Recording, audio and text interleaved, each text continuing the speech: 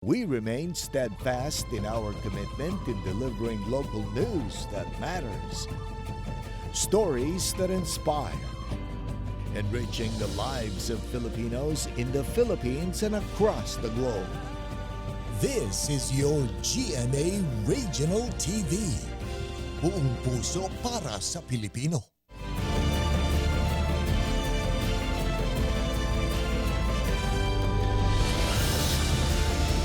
Ito ang GMA Regional TV 1 North Central Luzon. Masantos yang aram na imbag gamale maya pagat panapon kapuso. Narito na ang One North Central Luzon. Hatid namin ang mga pinakamalalaki at pinakahuling balita sa Hilaga at Gitnang Luzon. Live mula rito sa GMA Dagupan Station, ako po si Chris Zuniga.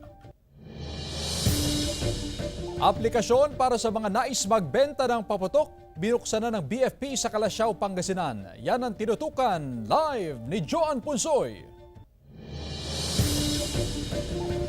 Joan? Chris, maaga na nga ang abiso ng Bureau of Fire Protection kaugnay sa kanilang Oplan Iwas Paputok. Nag-apply ng permit sa Bureau of Fire Protection Calasiao para makabenta ng paputok si Aquino. Kabilang sa kanyang dala bilang requirement ang Certificate of Seminar mula sa PNP Headquarters sa Camp Crame. Napaka-importante po yan na kami dapat yung mauuna at dapat kami yung magpapanguna kasi unang-una kami yung mga seller.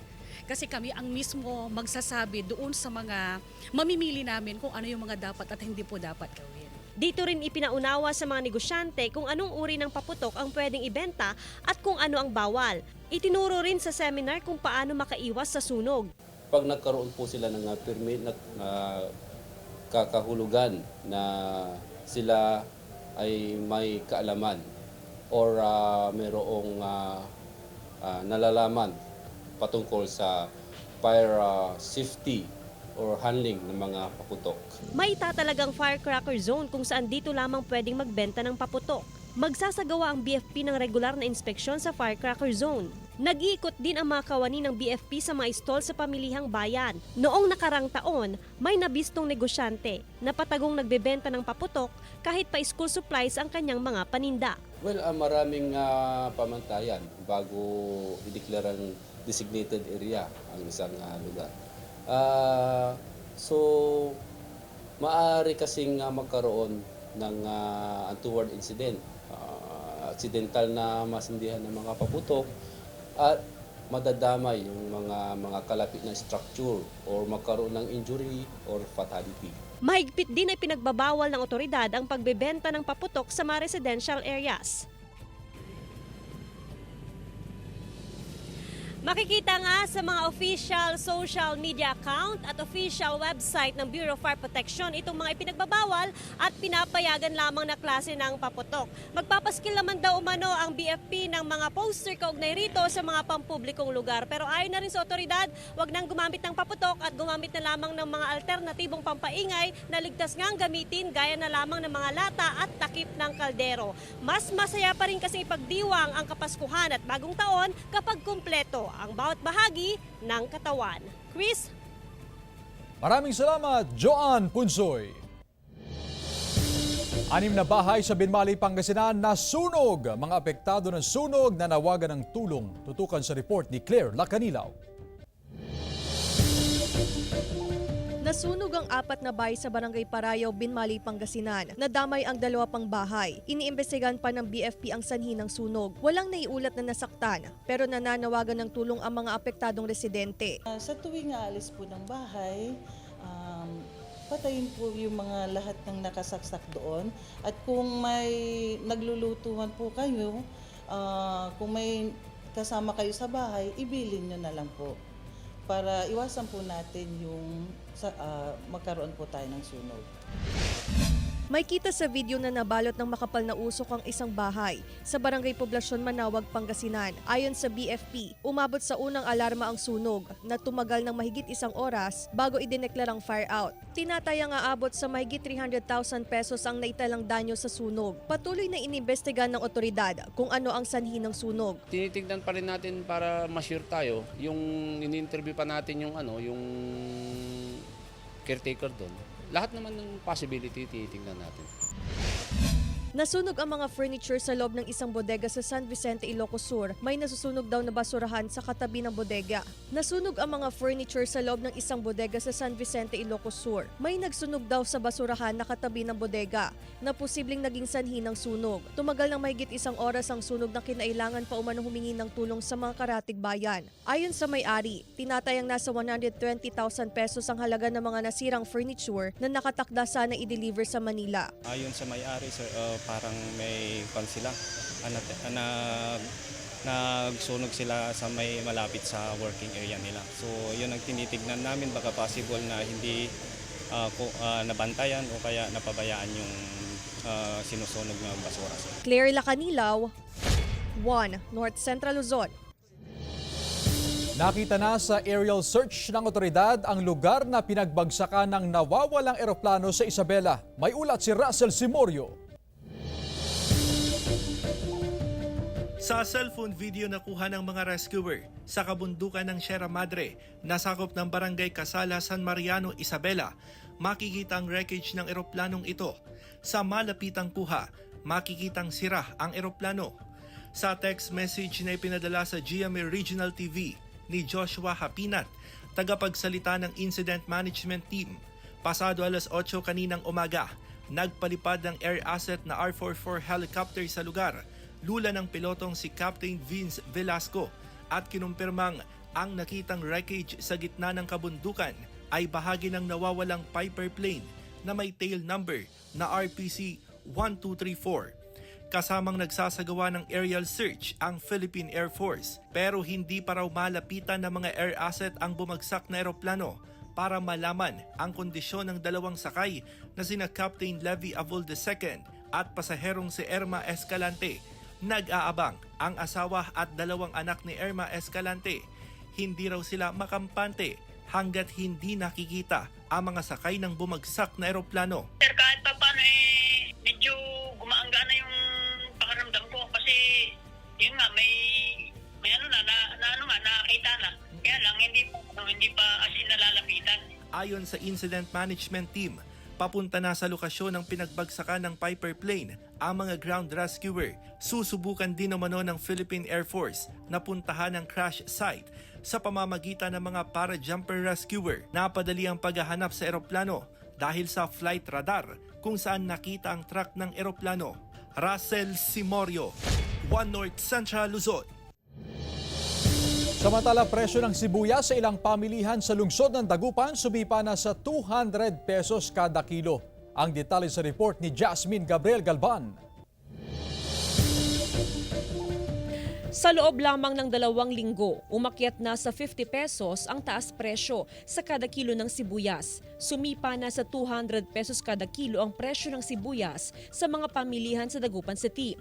Ayon sa mga negosyante, tuloy-tuloy ang naranasang paggalaw sa presyo ng sibuyas na nagmumula sa mga cold storage facility. Inaasahang tataas pa ang presyo ng sibuyas dahil sa unang quarter pa ng 2024, makakapag-ani ng sibuyas sa mga onion farmer. Wow, mostly mataas ang presyo dahil wala na storage masyado eh. Mataas din ang presyo ng sibuyas sa Isabela. Nararanasan din ang kakulangan ng supply. Sa Kawayan City, nagkakaubusan na rin ng supply ng sibuyas. Sa ngayon, nasa 170 hanggang 180 pesos ang kada kilo ng sibuyas sa probinsya. Punan lang ng isang buriki, 10 kilos is 1.3 lang po noon, last week. Sa ngayon po sir is 1.6. So mataas po. 1.6 to 1.750 meron pa po. Malaking tulong ngayon ang kauna-unahang ipatatayong cold storage facility sa Barangay Don Alejandro, Quirolhico, Kawayan, Ilocos Sur. May lawak na 1,158 square meters ang pasilidad. 30,000 bags ng sibuyas ang pwedeng iimbak dito. 81.5 million pesos ang inilaang pondo para sa proyekto. Ayon sa High Value Crops Coordinator, 35 o higit 40 tonelada ng sibuyas ang naaani kada taon sa lalawigan. Abot naman yan ng 2 months na hindi masisira. Pero pag marami tayong produce, hindi natin mabebenta within 2 months, yan talagang masisira na yung mga sibuyas natin. Jasmine Gabriel Galban, 1 North Central Luzon. Iniinda ng ilang residente ng Barangay Salay sa Mangaldan, Pangasinan ang kawalan ng schedule sa pangungulekta ng basura. Nakaalerto si Claire Lacanilaw. Kawalan ng schedule sa pangongolekta ng basura ang iniinda ng ilang residente sa Barangay Salay, Mangaldan, Pangasinan. Dahil wala raw nangongolekta ng basura, ang ilan napipilitang sunugin ang kanilang basura kahit bawal. Ang ilan naman itinatapon sa ibang lugar kung saan may koleksyon ng basura. May kita rin ang ilang kanal na puno ng basura. Nilalagay namin nga sa sako. Tapos dadalhin sa Walang naghahakot. Kaya yun ang problema nila. Gusto nila naka-schedule. Kahit siguro ilang linggo sa paghakot nila, mga 2 bis, pwede na. Batid ng barangay ang problema ng mga residente. Pinag-aaralan daw kung paano paigtingin ang garbage collection. Isa rin sa problema ang kawalan ng garbage truck, kaya pahirapan ng pangongolekta ng basura. Regarding sa basura, kailangan ipapublic hearing mo na yan, di ba? Bago ma-approve, tapos ipapas namin sa sanggunian kung ma-approve. Yun na, tapos i-implement. Paalala ng Mendro, hanggat maaari, iwasan na sunugin ng basura at maaring ibaon na lang sa lupa sa pamamagitan ng paggawa ng compost pit. Kailangan ho talaga kumilos yung barangay ma'am kasi sila naman po kasi talaga yung dapat na manguna eh. Siguro kausapin nila yung barangay officials nila kasi yung pondo ng barangay kung tutusin, kukulangin din kasi kukulangin din naman pag kukunin nila lahat sa pondo nila. Kaya nangungulekta sila ng garbage sa mga kabahay. Kasama si Jing Dakanay, Claire Lacanilaw, 1 North Central Luzon.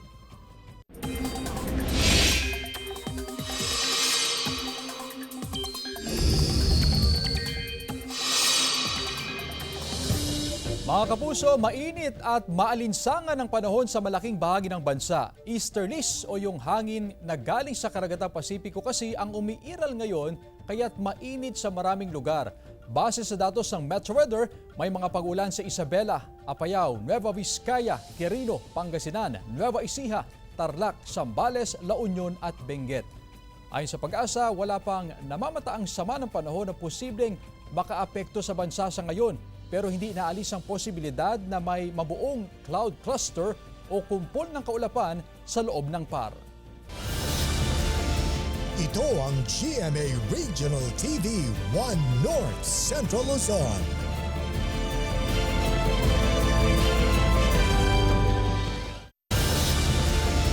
Ito ang GMA Regional TV 1 North Central Luzon. Sa inilabas na advisory na DPWH simula ngayong araw, December 5, 2023, nagtakda ang ahensya ng partikular na oras upang gawing one-lane passable ang Manila North Road sa bahagi ng Sitio Bangkero, Barangay Pansian, Pagudpud, Ilocos Norte para sa lahat ng uri ng sasakyan. Nagsimula ito kaninang 6 a.m. to 8 a.m., sumunod ng alas 12 hanggang alauna ng hapon at kaninang alas 4 hanggang alas 5:30 ng hapon. Ito upang bigyang daan ang patuloy na clearing operations matapos makapagtala ng landslide sa lugar dahil sa mga naranasang pag-ulan. Mag-amang sakay ng garong sinalpok ng kotse sa San Juan, Ilocos Sur, isa patay. Nakatutok si Ivy Hernando. Hirap man sa paglalakad dahil sa mga tinamong sugat. Pilit na bumabangon si Sam, 16 anyos, upang masilayan ang labi ng ama na si Samson Guzman matapos silang maaksidente sa National Highway ng Barangay Baliw, San Juan, Ilocos Sur.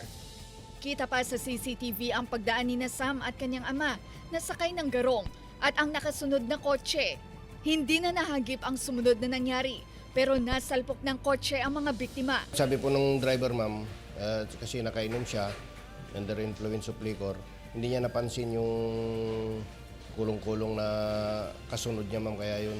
Sa lakas ng impact, humiwalay ang sidecar sa motorsiklo at tumilapon ang mag-ama. Di imbaga di doktor ma'am, ada na tukol nga spinal cord na, kin ada crack di ulo na, kin di na ma'am, ado donor na. Dahil la ulo na tagkut ko ti idin ma'am ta di gud di bagi nang natay kasi natay ko man awar nana. Nasakit na awat. Lumuna ka nagito anak ko ang basbasa na pala. Nagkaayos ang dalawang partido at nagbayad ang driver ng kotse sa mga biktima. Kuha ang CCTV footage na ito sa Barangay Bulag, Bantay, Ilocos Sur. Makikitang ilang mga batang patawid mula sa kanilang paaralan nang biglang tumakbo ang isa sa kanila. Dahilan para masalpok ng paparating na kotse. Bali sa balikat at sugat sa iba't ibang bahagi ng katawan ang tinamo ng biktima na nananatili pa sa pagamutan. Nangako naman umano ang driver ng kotse na tutulong sa gastusin ng biktima. Ivy Hernando, 1 North Central Luzon. Ginawa ng basurahan ang manhole sa ginagawang drainage system sa Galvan Street, Dagupan City. Narito ang report. Mga basura na sinadya umanong itinapon, ito ang nadiskubre sa manhole ng ginagawang drainage canal sa Galvan Street sa Dagupan City. Ito rin umano ang nagpapahirap sa mga kontraktor. Imbes na umusad na ang proyekto, naglalaan pa ng oras upang tanggalin ang mga basura na itinapon sa manhole. Karamihan kasi ma'am, yung ibang taga rito nagtatapon ng basura dyan ma'am sa mga manhole namin. Kaya kami, bago namin tatakpan, linisan muna namin. Naglalagay naman daw ng temporary steel cover ang kontraktor pero binubuksan daw ito ng mga hindi pa nakikilalang mga salarin. Hindi raw kumbensido ang Barangay 4 Council dahil naiiwan daw na nakatiwangwang o nakabukas ang manhole. Ilang reklamo na rin daw ang natatanggap ng barangay. Nakatiwangwang, tapos wala man lang safety precaution doon. Sa mga vehicles, walang problema, talagang close. Pero sa tao, actually ilan na yung mga nahuhulog dyan. May inilalagay naman daw na warning signs ang kontraktor pero ang problema, Yung mga bata paggabi, sinisira nila yung mga cushion tip namin. hindi naman daw nagkukulang ang barangay sa pangongolekta ng basura. Sa katunayan, araw-araw ang kanilang garbage collection. Sabihan din natin yung mga residente na iayos nila yung basura. Minamadali na raw ng kontraktor ang paggawa ng sementadong manhole cover. 10 manhole na lang ang walang permanenteng takip sa lugar. Kasama si Henry Duminsil, Joan Punsoy, 1 North Central Luzon. Samantala, binuksan na sa publiko ang Calasiao Sports Complex matapos isara ng mahigit 2 buwan para ayusin. Ayon sa lokal na pamahalaan, kinailangang ayusin ang flooring ng sports complex matapos na masira. Nabasa kasi ito bunsod ng mga naranasang pag-ulan sa mga nakaraang buwan. Para hindi na maulit at maiwasan ang pagkasira ng flooring, may itinalagang maintenance team na tututok sa sports complex. Mga kapuso, abangan bukas ang pagsisimula ng Best of 3 series ng NCAA Season 99 Men's Basketball Tournament. Magbabakbaka ng Mapua Cardinals at San Pedro Red Lions. Kilala ang Mapua sa kanilang red-hot offense sa panguna ni Clint Escamis at team captain na si Warren Bonifacio. Habang matinik na depensa naman ang panlaban ng San Pedro Red Lions na kamakailan lang ay nasubok sa kanilang underdog victory laban sa LPU Pirates. Sundan ang bakbakan sa court sa Game 1 ng NCAA Season 99 Finals. Bukas na yan, 2 p.m. live sa GTV. Sa ibang balita, iba't ibang pagkain at produktong Kapampangan tampok sa kauna-unahang Manyaman Festival sa Pampanga. Narito ang report. Iba't ibang mga pagkaing Kapampangan ang ibinida sa Food Expo ng kauna-unahang Manyaman Festival sa Pampanga. Tampok sa okasyon ang mga ipinagmamalaking produkto ng 22 bayan at syudad sa lalawigan.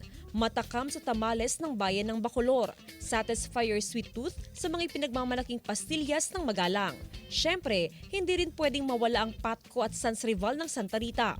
Watch your BP Kapuso sa chicharon ng Guagua at relyenong alimango ng Makabebe. Okay po, lalo na po yung product ng Guagua, yung chicharon po. The best po. Highlight din sa okasyon ang mga iba't ibang produkto sa mga bayan sa Pampanga tulad ng pinukpok ng Florida Blanca, mga basket ng Porac at San Luis at itlog mula Minalin. Ayon sa provincial government ng Pampanga, layon ng festival na mas makilala pa ang mga produktong Kapampangan para matulungan ang mga small business sa probinsya. Naniniwala po ako sa talento ng mga Kapampangan. Hindi lang po ito na ipagmamalaki namin dito sa Pilipinas, kahit po sa ibang bansa, may pagmamalaki po ang produkto po ng Pampanga. Bukod sa Food Expo, magkakaroon din ng mga series ng cook-off sa week-long celebration ng Mangan Festival. Ang Mangan Festival ay isa lang sa mga aktibidad para sa paggunita ng 452nd Aldoning Kapampangan. Jasmine Gabriel Galban, One North Central Luzon. Ito ang GMA Regional TV 1 North Central Luzon.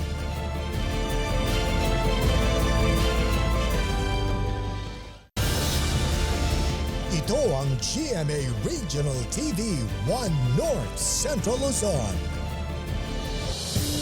Digital TIN ID inalunsad ng Bureau of Internal Revenue. May ulat si Jasmine Gabriel Galban. Hindi na kailangan pang pumunta ng mga taxpayer sa tanggapan ng Bureau of Internal Revenue para kumuha ng Taxpayer Identification Number. Ito'y matapos na ilunsad ang Digital TIN. Bukas ng online registration and update system ng BIR para sa mga kukuha ng Digital Taxpayer Identification Number ID. Same yung procedure and yung requirements. Pareho din lang yung requirements. Magpi-fill up ka rin ng form, okay, yung application for TIN registration. Then, kailangan mo rin i-upload doon yung birth certificate or any ID documents na nagpapakita ng date of birth and yung address. Magsisilbing reference para sa TIN ng taxpayer ang mga key feature ng bagong Digital TIN ID. Itinuturing dito isang valid government-issued ID na tatanggapin sa anumang uri ng transaksyon. Okay, ang verification nito is meron tayong QR code. So, i-scan. Yes, okay. Yung mismong digital na TIN ID, meron siyang QR code. Hati ang reaksyon ng ilang Pangasinense sa pagkakaroon ng Digital TIN. Kasi sa online, minsan may offline eh. Tapos dito, mas mabuti na yung dito para direkta na agad yung proseso. Mas okay pa yung online para may schedule.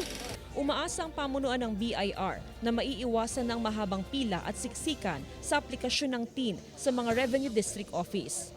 Kasama si Daryl Peralta, Jasmine Gabriel Galban, One North Central Luzon. Inaayos na ang inirereklamong lubak na kalsada sa Vintar, Ilocos Norte. Sundan sa report. Inumpisan na ang konstruksyon ng inirereklamong lubak na kalsada sa Vintar, Ilocos Norte. Umabot daw sa mahigit isang dekada bago ito napondohan. Nasa mahigit 2.7 milyon pesos ang inilaan na pondo sa ginagawang kalsada at nakatakdang matapos nitong taon. Ayon sa Municipal Engineering Office, ito raw ang unang pagkakataon na mapaayos ang kalsada. Agipon pondo kami met iti budget for the repairs and maintenance ti road mi. But then tatalang met nga naikan kami iti gundaway mangi programa iti annual maintenance. Iti umuna nga gundaway nga na-addressan nga naikan iti dakila pondo ti para repair and maintenance mi. Laking tuwa ng mga motorista na ilang taon na raw iniinda ang lubak at baku-bakong daan. After nabayag dito di iti pila nagkauna nga konstruktor ti nang kwad dito adapta lang ang masuotan dito. Dahil sa proyekto, pansamantalang one-lane passable ang kalsada at posible raw na magdulot ng mabagal na usad ng trapiko sa papalapit na pista ng bayan. Tay pasensya yon no apay nga kastoy roads tayo tatata. Tay kunakon matarimaan dagitoy ket agbalinto nga napintas tumet lang nga dalan tay amin apo. Kasama si Reynold Velasco, Gab De Luna, One North Central Luzon. Nagsimula ng matanggap ng mga SSS pensioner ang kanilang 13-month pay. Sundan sa ulat ni Jasmine Gabriel Galban. Sinimulan ng pamamahagi ng 13-month pay ng mga SSS pensioner. Katumbas ito ng halaga ng isang buwang pensyon. Malaking tulong daw ito para sa mga pensioner na kagaya ni Mang Alexander Oficial mula sa Santa Barbara, Pangasinan. Ang natanggap na bonus, pandagdag daw na pambili ng mga pangangailangan sa selebrasyon ng Pasko at Bagong Taon. So malaking bagay para sa pamilya, lalo ngayong Christmas. Malaking tulong talaga. Makukuha ang 13-month pay sa Philippine Electronic Fund Transfer System, mga bangko o cash payout outlets, kung saan nila nakukuha ang kanilang buwan ng pensyon. Merry Christmas sa ating mga pensioners. So sana po makatulong yung ating 13-month pension para mas maging maligaya po ang Pasko nating lahat. Nagsimula noong December 1 ang pamamahagi ng 13-month pay para sa mga tumatanggap ng pensyon na 1 to 50 ng date of contingency. Noong December 1 na natanggap ang 13-month pay. Habang noong December 4 naman, natanggap ng mga SSS pensioner ang kanilang 13-month pay kung ang date of contingency nila ay mula 16 hanggang 31. Kasama si Ron Alistair Taniedo, Jasmine Gabriel Galban, One North Central Luzon.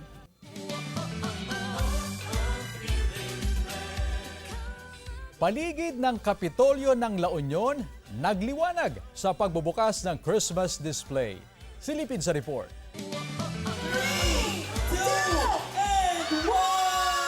Nagliwanag ang paligid ng La Union Provincial Capitol Building sa mga nagniningning na Christmas displays sa pagbubukas ng Pasko sa Kapitolyo 2023. Iba't ibang hugis, laki at disenyo ng mga palamuti na pinailawan ng magkukulay na Christmas lights ang makikita sa Capitol Compound. Ang ilan, sinulit ang pagkakataon para makapag-selfie sa mga display. Kitang-kita naman po natin na very successful itong event po natin, yung pagbubukas ng Pasko sa Kapitolyo 2023. Mas naramdaman pa ng mga dumalo sa lighting ceremony ang Christmas vibes nang makitang mag-perform ang mga hinahangaang Kapuso Stars sa Kapuso Artist Participation. Merry and bright musical performances ang handog ni Riel Lomadilla,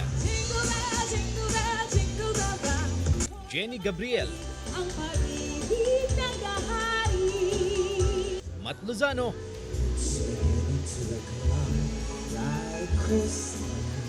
Mikey Quintos at Rocco Nasino. Sarap sa pakiramdam na pagka nagpo-perform ka, alam mo yun, parang pakiramdam mo na well-loved ka ng mga tao. So thank you mga taga La Union. Feel na feel ko na yung Christmas vibes. Ang masasabi ko lang, nagulat ako dun sa pasno. Nag-enjoy ako makita yung ngiti ng mga bata. It's been a while since nakapag-regional ako. So thank you, La Union, for the warmest welcome ever. Merry Christmas sa lahat ng mga kapuso natin, lalo na sa mga pinupuntahan namin, particularly dito sa La Union. At nag-enjoy kami mag-perform para sa inyo at kitang-kita namin na nag-enjoy din kayo. Si Riel at Jenny may pasample naman ng kanilang version ng GMA Christmas Station ID 2023 na hashtag Feeling Blessed ngayong Pasko. Ikaw ang blessing ko ngayong Pasko. We are so grateful for all of you. Kaya feeling blessed kaming lahat kasi nandyan po kayo. Vida Morales. Right. Ikaw ang blessing ko ngayong Pasko. Malamig pala dito. Sulit naman daw ang panonood ng ilang fans sa pamaskong handog ng GMA Regional TV. Sobrang na-enjoy namin yung performances nila Rocco Nasino at ni Mikey Quintos. Na-entertain ang lahat. It was fun. Yeah. CJ Torida, One North Central Luzon. Mga kapuso, 20 days na lang. Pasko na. Samantala, mapapanood niyo po ang episode na ito at iba pang pinakahuling lokal na balita sa official website ng GMA Regional TV, www.gmaregionaltv.com. Pwede rin kayong bumisita sa aming official YouTube channel, GMA Regional TV, at i-click ang subscribe button para sa pinakamainit na balita mula sa mga rehiyon. Nais naming pasalamatan ang mga kapuso sa Hilaga at Gitnang Luzon, maging ang mga kapuso natin abroad.